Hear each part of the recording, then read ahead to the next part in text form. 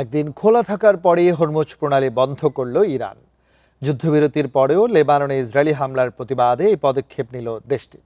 তবে একই সঙ্গে সুইজারল্যান্ডে যুক্তরাষ্ট্র ইরান শান্তি আলোচনা চালিয়ে যাওয়ার কথা জানিয়েছে তেহরান। লেবাননের দক্ষিণাঞ্চলে রোববার ইসরায়েলি হামলায় নিহত হয়েছে অন্তত ৩০ জন।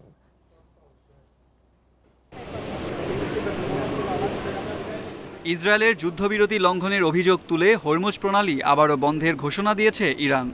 দেশটির সামরিক বাহিনী বলছে, দক্ষিণ লেবাননে ইসরায়েলি হামলা অব্যাহত থাকায় এ পদক্ষেপ নেওয়া হয়েছে।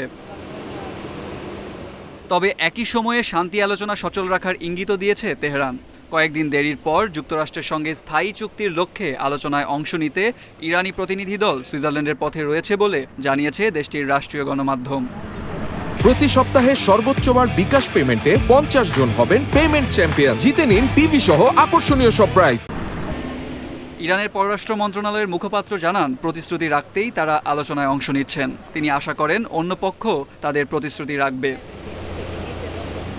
কয়েকদিনের মধ্যেই ইরান আলোচনায় অংশ নিতে সুইজারল্যান্ডে যাবেন বলে আশা করছেন মার্কিন ভাইস প্রেসিডেন্ট জেডি ভেন্স।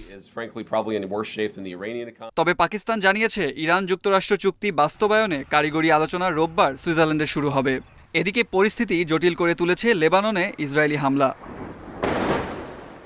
শুক্রবার ইসরায়েল ও হিজবুল্লাহর যুদ্ধবিরতি কার্যকরের পরেও লেবাননের দক্ষিণাঞ্চলে আইডিএফের বিমান ও ড্রোন হামলা অব্যাহত রয়েছে। এরই মধ্যে হতাহত হয়েছে বেশ কয়েকজন। লেবাননের সেনাবাহিনী বলছে, দেশটিতে স্থিতিশীলতা ফিরিয়ে আনার প্রচেষ্টাকে বাধাগ্রস্ত করতেই এসব হামলা চালানো হচ্ছে। তবে ইসরায়েলি সেনাবাহিনীর অভিযোগ, হিজবুল্লাহ প্রথম যুদ্ধবিরতি লঙ্ঘন করে 50টির বেশি রকেট ছুড়েছে। তবে হিজবুল্লাহ বলছে, নাপতিয়ের কাছে অগ্রসর হওয়া ইসরায়েলি সেনাদের লক্ষ্য করে তারা পাল্টা হামলা চালিয়েছে। শেখ শাকের, ইন্ডিপেন্ডেন্ট নিউজ।